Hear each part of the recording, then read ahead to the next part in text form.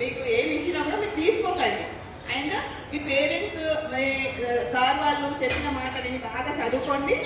And ఇది drug awareness మీ friends అయినా ఎవరైనా చేస్తున్నారంటే కూడా మీరు వాళ్ళు వద్దు అని చెప్పండి. ఏమి ఇచ్చినా తీసుకోవద్దు. అండ్ ఓన్లీ స్టడీ పైన కాన్సన్ట్రేషన్ చేయండి నాన్న. Thank you so much.